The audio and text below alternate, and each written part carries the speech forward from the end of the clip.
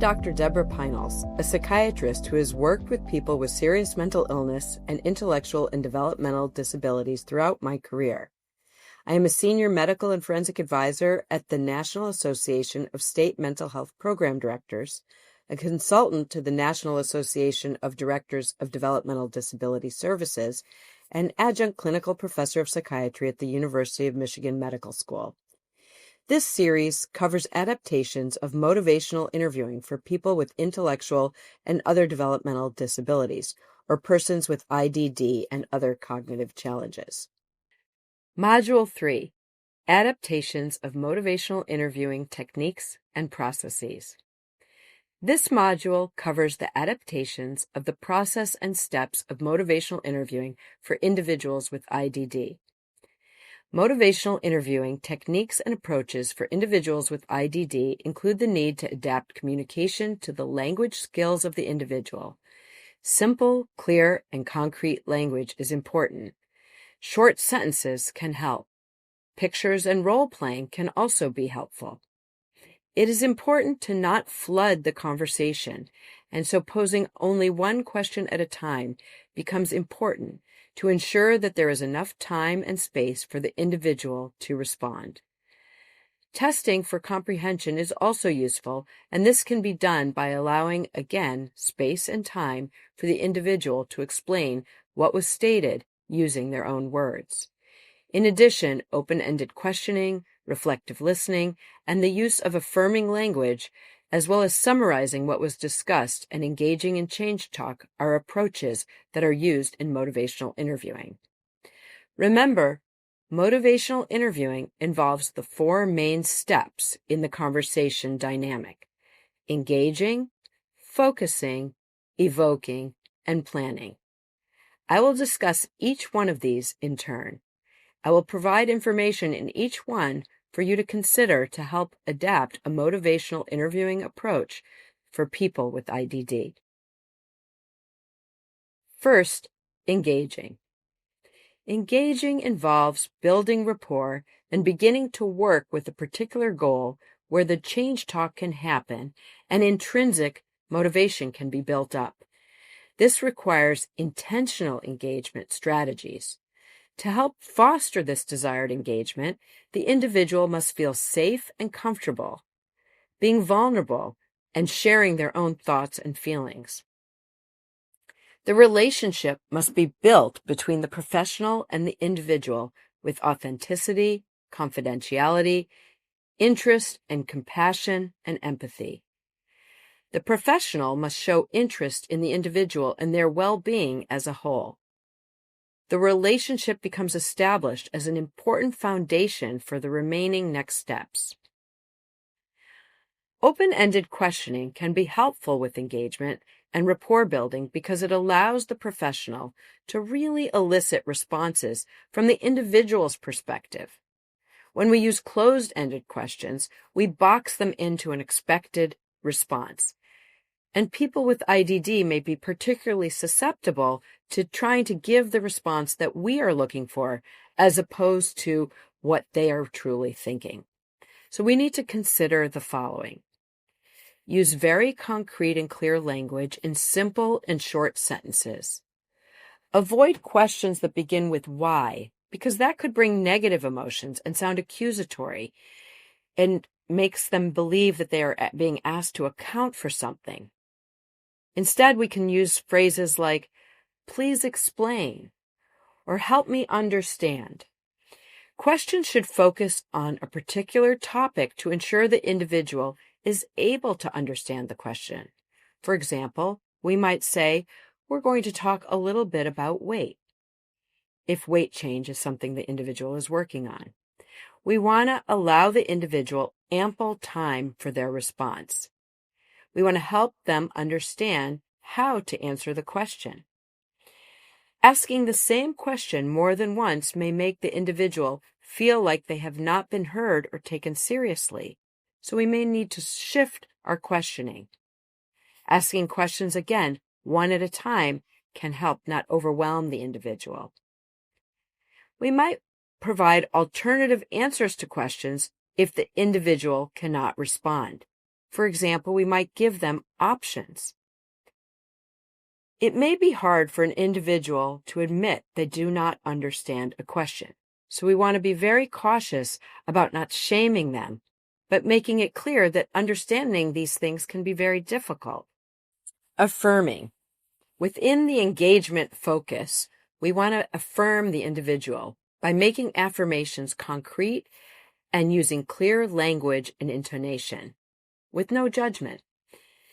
We want to use verbal and nonverbal affirmations, head nods, verbalizations, hand gestures. We want to make eye contact with the individual to make it personalized and to show them that we are engaged and listening. Repetition of successful experiences, including naming them, can facilitate learning and behavior change. Summarizing. Language should be simple and in short sentences to summarize what was just discussed. We want to summarize frequently after each topic to clarify and also help transition between topics. Clarify any agreements that have been made to ensure the individual understands. Test for adequate understanding because it may be hard for the individual to admit to not understanding a word or a phrase. But testing should not be accusatory. It should be thoughtful and empathic and curious. Often, it can be hard for individuals with IDD and other cognitive challenges to maintain focus on a particular goal or even a conversation. Thus, the practitioner will have to be extra patient and help bring the individual back into the conversation about the goal. For example, Mr. Jones, we were just discussing here what you had for breakfast when we were talking about weight change. Focusing. Remember, we start with engagement, and next we focus on the areas that we're looking at changing. So this section involves thinking about that focusing part of motivational interviewing. We focus on particular issues for which the individual may benefit from change. Strategies to help focus on areas for change can benefit from thinking about the unique needs of persons with IDD. Think about the following. Sometimes the individual and professional may have different ideas around what changes the individual needs to make. Professionals, however, must foster respect and autonomy for the individual, which is especially important for people with IDD, who sometimes need extra assistance with tasks and may have people in their life who often make decisions for them. Professionals must help individuals recognize and exercise their own autonomy by taking them seriously and letting them have a say, and respecting their choices even when we are working towards helping them make better choices or different choices. Remember to go at the individual's pace to determine where there's an agreement. Once agreement is made on topic of discussion, the professional should be very clear about goals and expectations being set. For example, I'll continue to use the weight loss change talk. For example, the individual may agree that instead of having 3 brownies after dinner, that they will work on having 1 or none.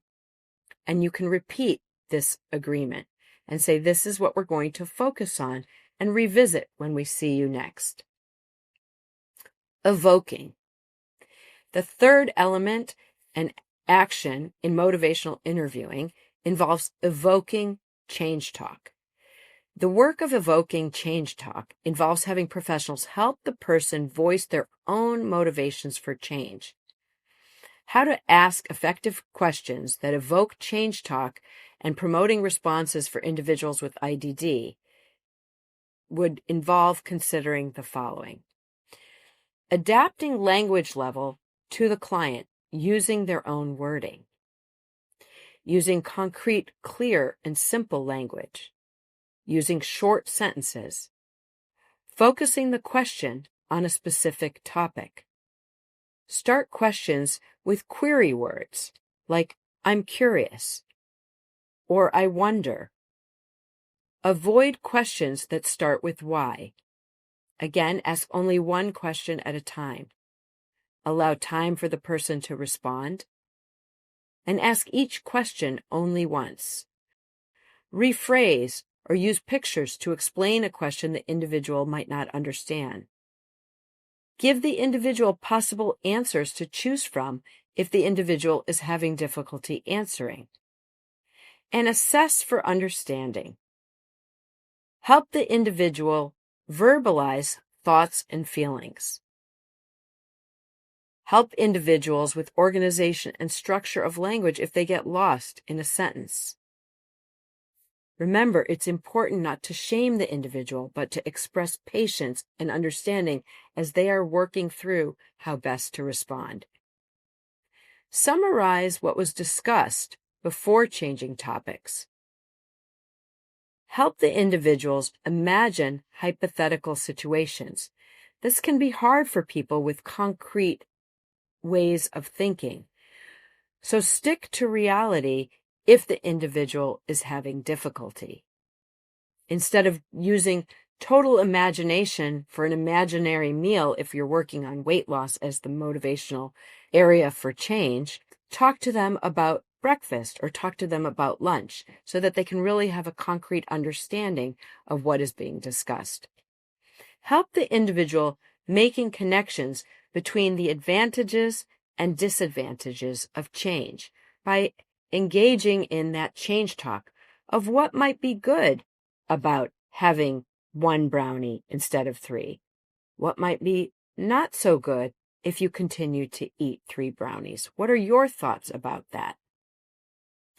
Reflective listening can be helpful in engaging and invoking change talk. Individuals may need help with organization and structure, and people with IDD may need assistance with verbalizing their feelings. Give examples and have the individuals think back on what they felt during a difficult time. For example, they might feel shame or they might feel judged. Help them understand what examples there are of how they may have felt. Again, eliciting change talk can be challenging, but if we use language that is simple and clear and take small steps to help the individual understand the advantages and disadvantages of making these changes, rather than big, broad concepts, it can be helpful for that individual with IDD and other cognitive challenges. Remember again that hypothetical situations can be difficult because they involve abstract concepts. So it's useful to use concrete examples to help move change in the direction that the person is seeking. Fourth, planning. The final step in having some kind of planning dialogue helps that person move from talk to action. Remember, change is difficult, and we know for people with IDD it can be even more difficult. So to do the planning effectively, do not force the advancement to this step. Follow the individual's lead as much as possible, and notice with the individual how they've naturally progressed to this step. Respect, again, the individual's autonomy and their own ideas about ways that they can make necessary changes. It may help to write plans down for the individual so that steps are clear. And together that written dialogue can be helpful for the person to look back on. Provide affirmations to let the individual know that they are moving in the right direction, but avoid exaggerating. Compliment progress. Affirm positive direction. By using the techniques and understanding the principles outlined in these 3 modules, working toward motivational interviewing in the IDD population can be rewarding and productive.